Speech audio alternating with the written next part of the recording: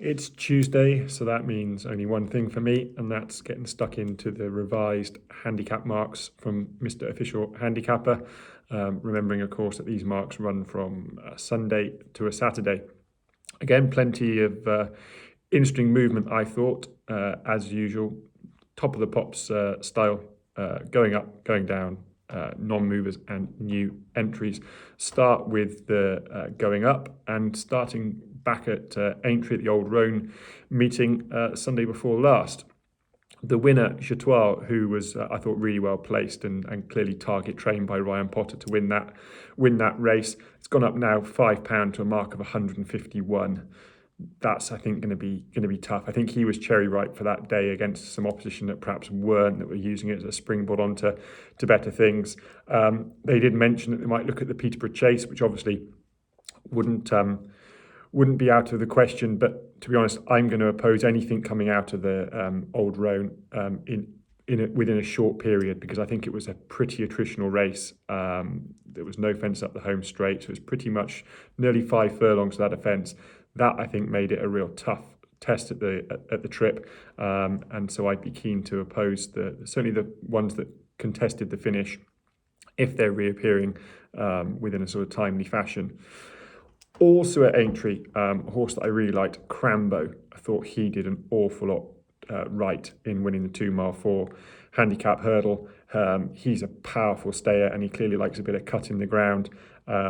He's pretty much unbeaten, only two below par runs. Once at the Aintree Festival in the Grade 1 hurdle there, where he was probably better than the bare result, having sort of got messed around with and hampered up the home straight. He impressed me. Conor Brace gave him a very nice ride, didn't give him a hard time. He's up £6 now to a mark of 139. Keeps him under that nice mark of 140. He's got an entry in what I know is the fixed brush hurdle at Haydock. It's now the Betfair Exchange Stayers hurdle, a handicap, valuable prize. I think they'll go straight there. I think the test will suit him. Haydock can get quite soft. That will suit him. He's 7-1 in the anti-post market. I thought that seemed more than fair, and certainly a bet that interested me. So that's Crambo for Fergal O'Brien. Also at Aintree, Master Chewy jumped them absolutely silly in the novice chase over 2 miles. He's been given a fair old whack by nasty Mr Handicapper, up £10 to a mark of 131. But I don't think that will stop him. I think this is simply a case of a horse that is going to be a far, far better chaser than he was hurdler. Jumping is the name of the game, and obviously in a chase race you have more fences to jump, and if you're good at it, there's lengths to be had there. So I think he's still worth following off this mark of 131. He'll stay further than 2 miles as well. Twiston Davis team might look to step him up in trip to sort of try and stay ahead of the handicapper if they can, and maybe Sam will invest in a pair of side mirrors just to see how far ahead he is, and maybe in future just power down a little bit before the finish. At Huntingdon, Aldsworth was running a fine race before falling 2 out. Now, I know it is a bit of a bone of contention with some people that horses can get hyped in the handicap for falling in a race, but the handicapper can pretty much handicap them off 2 fences from home. Aldsworth looked like he was going to win. Given how well he was going and given that he was in front, the hesitation in my voice is perhaps a bit of a surprise, but I think he fell because he was having a good old look around. Fairly lightly raced for Alan King. This is his first run for Robbie Llewellyn, who, as I mentioned in my SBK betting preview piece, is a trainer to follow. He's a smart lad and he's doing a good job, buys horses very well out of the sales and improves them. It was his first run for him, but I think he was perhaps a bit green going towards 2 out with Toby Wynn, and that's what caused the issue. So it wouldn't have just been a surprise if he'd have stood up if something did come and sort of collar him in the closing stages, because I think he was pricking his ears and perhaps not concentrating. I would expect him to be given a more conservative ride next time. £3 for falling 2 out is, probably not music to Robbie's ears, but I think a marker 95 still underestimates this horse. He'll probably be given a bit of time to get over that fall. It was a fairly heavy fall, but a marker 95 over 3 miles, I think won't stop this horse from winning in turn. General Medrano also at Huntingdon. He's gone up £9 now to a mark of 134. He was an impressive winner here, but he's gone up £16 for 2 victories this season over fences. Yes, he's making up into a better chase than he was hurdler, but I think that's a fair rise for 2 wins. And the bottom line is, if he was to meet the runner-up up in the air again, up in the air would be £6 better off for just finishing 3 lengths behind him. It might be that General Medrano can improve a bit for stepping up in trip. Tom Bellamy sort of had to get it working fairly early to land the fairly short-priced odds here, but he was pretty much on top at the line and looked to be pulling away. So maybe a step up in trip will help him, but I've got a feeling General Medrano is now a horse I will oppose, having followed him in his first two stars. I think now there's a chance that he could bump into something better handicapped. At Chepstow, Nicky Martin received a welcome upturn in fortune, having been in the doldrums pretty much with her string last season. And Ditto capitalised on a fairly low mark of 98. He's now gone up £8 to a mark of 106 for winning that 2-mile handicap hurdle. I think he can go in again. He was just 5 lengths behind Bertie Blunt, who's giving £7. At Chepstow in his best piece of maiden hurdle form. Bertie Blunt has won off 107 and actually ran very well off 115 when placing and returning lame. So I think a mark of 106 is still workable for Nicky Martin's gelding here. Perhaps at Chepstow, where he seems to go particularly well, he's certainly one to keep on side. Also at Chepstow, chasing debutant for the Skeltons, King of Ryhope. He won nicely and he's gone up £7 to a mark of 136. But he was very gassy in the early stages, so I think you can mark this form up. And again, crucially, he jumped really, really well. Very solid, very measured everything he did. I would be surprised if he couldn't step forward again from this run and defy a mark of 136 with that £7 rise. And again, he will stay much further than the 2 mile 4 furlong that he won over here. Then another horse that's received an absolutely hefty whack in the weights for the second time in a row, really. Nickle Back for Sarah Humphreys. Won a pretty moderate contest at Stratford. Won it very easily, but he's now gone up £12 to a mark of 147. That's 2 big rises back to back. And it's unfortunate, really, because plenty of people sort of grumble about connections sort of hiding their light under a bushel, so to speak, to get themselves handicapped. Nickle Back is just a horse that leaves it all out on the track. He's very free going. He's a brave, spectacular jumper, and he pretty much shows his hand every time. Up to a mark of 147 now. I think in novice handicap chases, that's going to be difficult. Not because he's not worthy of a mark of 147, but at this time of the year he's perhaps going to be bumping into horses the likes of, or in the calibre of Master Chewy, who are themselves going to make up into better chasers than they were hurdlers, and as a result are going to be very well handicapped against him. I wondered whether they might look to go to the Rising Stars chase at Wincanton, or there's a Grade 2 novice chase at Newbury at the Coral Trophy Festival. Because he's up to that sort of grade, and his front-running style and his good jumping might just get a few sort of inexperienced novices into a spot of bother. So that might be the track they go. But I think they can feel a little bit hard done by to have had 2 hefty rises back-to-back for just effectively 2 wins. Then at the weekend, Boothill won the 2 mile 1 furlong handicap chase at Ascot. Did it in good fashion, beat First Flow, who's a solid yardstick, but Boothill has now gone up £6 to a mark of 155. I think that takes handicaps off the table for him. I'd be surprised if in that sort of open grade, when there's sort of horses that flip between sort of open graded company and handicap company, where the Boothill is quite able to capitalise off a mark of 155 in a handicap. I think they might go place money pot hunting for a bit now, in a bid to maybe bring his mark down a bit, and it wouldn't surprise me if you were given an entry in the Tingle Creek, which might well cut up into a small field. So that's the risers done with. Now perhaps the ones that are more interesting, horses that are dropping down the handicap, always gives you half a chance. And it wouldn't be a handicap movers and shakers really if it didn't feature Datsalrightgino. I think he was mentioned plenty last year, and he gets his turn again. He's been dropped a pound down to a mark of 148 for finishing 8th in the Old Roan Chase, beaten 16 lengths. But the ground had gone tacky there and soft, and this horse just needs good ground. I think he's a 3-miler in the making as well, but a pound back is neither here nor there in the grand scheme of things. But it was just a reminder really to keep him in your tracker. He's got an entry in the Paddy Power Gold Cup for where he's 12-1, and he's also got an entry in the Coral Trophy Newbury over the 3-mile and a quarter-mile trip, and he's 16-1 for that. I'd sit tight on both really, but if I had to make a selection, I'd like to see him in the Coral Trophy. I think he's a 3-mile horse out and out. He found plenty of progress from stepping up from 2 miles to 2 mile 4 last year, and I expect him to find more progress again, going 2.5 miles to 3 miles. He's a horse I really like. He's a very solid jumper, but his form has shown us that when the ground goes soft, it's just no good to him whatsoever. Also running in the Old Roan Chase down the field is My Drogo. Now he's been dropped £2 to a mark of 151, which is £4 below his hurdle mark. Now that might make him appealing to some people, and I know on his first start for 680 plus days, you can forgive him for finishing down the field in the Old Roan. That was clearly always going to bring him forward.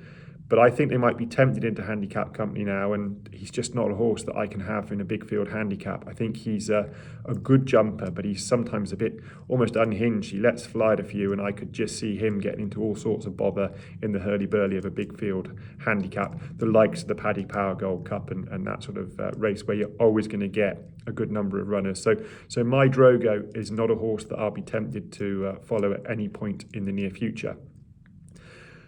Then another one that went down the handicap after running at Huntingdon was Pearly Island, who was actually a selection for my racing TV piece. He didn't run all that badly in truth, and interesting for me, he looked a very, very solid jumper on his first start over fences.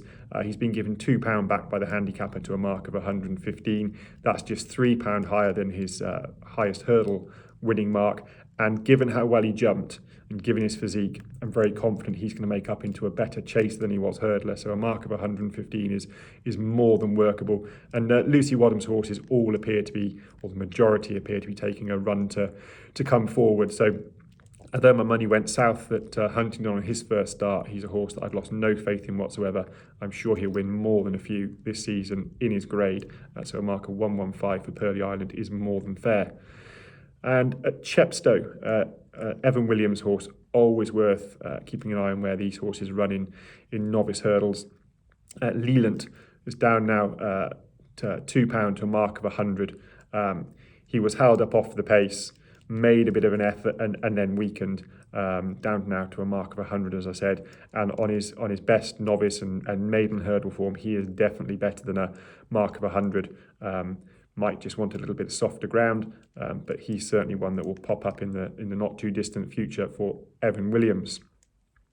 And then for those of you that followed my SBK tips at the weekend, we did find a nice price winner, but the nap was Immortal. He was well found by plenty of Twitter tipsters, and he was disappointing really and on the face of it, but he's come down £1 now to a mark of 109, and I just wonder whether Freddie Gordon perhaps felt he was sat on more than he actually had, because the front three sort of got away from him turning around the bend at Ascot, and he briefly looked flat-footed and made fairly good inroads in the closing stages. He's in danger perhaps of becoming a cliff horse. I am a sucker for good-looking horses, which of course he is, but I'd perhaps be tempted to give him one more try off, just a mark of 109. I'm sure he's got more than ability than that, and maybe stepping up in trip and riding him a bit more forcefully might do the job now he's got a couple of runs under his belt. So I won't give up on Immortal for Nicky Henderson just yet. Also at Ascot, finishing behind Boothill in that good handicap chase, was Segal. Now he ran very free in the early part, took a few liberties with his fences, but looked like a quick jumper and got away with any liberties he took. I was surprised to see that the handicapper dropped him £1 to 136, because given how hard he went in the early stages, he was actually sticking to his task very well. in the close. I think Jane Williams will find him a nice opportunity now. Mark of 136, I'm sure, is lower than he'll end up this season, and so he's certainly one to have on the radar. And then, as we spoke about, the form of the Dan Skelton yard is a bit hit and miss and a bit in and out. Frere D'Armes stopped very quickly up the home straight to Ascot, having looked like he was going to play a very serious hand in the finish. He's got £2 back now to a mark of 133. Just looking through all his best form has come on good ground. He won at the Coral Trophy meeting or the Hennessy meeting last year in a novice chase. And I just wonder whether they'll look to go back to that meeting now and find him a nice contest on some better ground at Newbury. A mark of 133 is looking more than fair, given he was second in and only just second off a mark of 136 last season. Gallic Geordie was also an SBK selection, but in truth I knew my fate with him when he drifted in the market all morning up at Wetherby. But the handicap has given him £1 back. He's down to a mark of 115 now. Sam Drinkwater will find him a contest, I'm sure. He needs soft, even heavy ground to be at his best, but don't give up on him. He's a horse that will win more than his fair share this season, particularly off this mark of 115. Also in that race is a real favourite of mine, Ladronne. He plugged on and finished well over 2 mile 4. He's a 3 mile horse to my mind, and a 3 mile horse over that prefers slightly softer ground.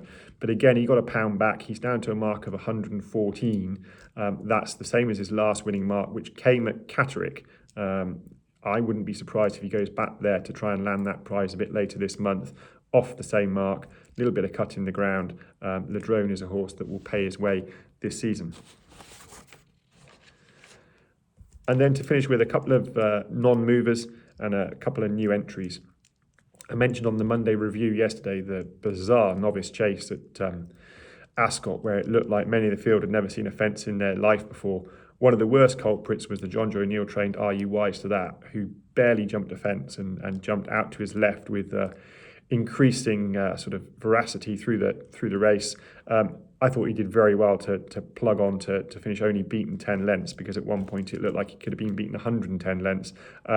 He stays on a mark of 125. I think if you go see him go back left-handed, he's worth another chance. He jumped very well jumping around left-handed Warwick, and that's quite a test for a novice. I think they're nice fences, but they do come quite thick and fast down the back straight. So he's clearly well able to jump. Not that he showed that to Ascot on Saturday. So Are You Wise to That for John Joe O'Neill, worth another chance off an unchanged mark of 125. And in the same race, Jipcot for Ben Pauling, who, despite falling, doesn't deserve to be classed as a bad novice jumper. He jumped very well throughout the race, was perhaps just getting a little bit tired, perhaps a bit of indecision from Keelan Woods going to the last, whether he felt he wanted to throw him down for a big stride, tried to shorten him up, and Jipcot didn't quite get the message and ran into the bottom and caught the top on the way up and toppled over. He stays on a mark of 118. I wouldn't be adverse to seeing him drop back in trip to 2 mile 2 furlong, perhaps not 2 miles, that might be a bit too much on this soft ground, but 2 mile 4 might well still prove to be in range. Mark of 118 I think is more than fair, and Jipcot probably deserves to get his head in front. And then 2 new entries. We'll start with the first, Damarta for Ollie Murphy. He arrives now on a mark of 105. I didn't think he was given a hard time by Sean Bowen when finishing third at Stratford on his most recent start. And indeed on his first hurdle start at Uttoxeter, connections were asked in to explain the running and riding of the horse, given they sort of given the winner a fair head start there. The excuse there was that he can be very keen and they'd wanted to get him settled, and he simply passed tired horses. And I think that's a reasonable assumption to make. He has been keen in his runs over hurdles. He wears a hood, but I thought at Stratford he settled far better, finished his race off well despite not being given the full Sean Bowen drive in the closing stages. I'd be surprised if Ollie Murphy can't find him a winning opportunity over a mark of just 105. And then another one, Rich Spirit, who finished third up at Aintree. Now, this is a mark of 117, and I honestly couldn't tell you whether that's a lenient mark or not a lenient mark. but I did think it was relevant in regards to the fact that in the water side, big talking horse with Paul Nicholls finished just 3 lengths in front of him, as did Jaguar, who I thought shaped with plenty of promise. So that would suggest that the handicapper didn't give an awful lot of strength to that run. You know, you'd have in the water side running to about a mark of 120 or so, strictly speaking. Now, as I said on the Monday review, when I covered the Aintree meeting, in the waterside did plenty wrong, and is certainly better than this level of form.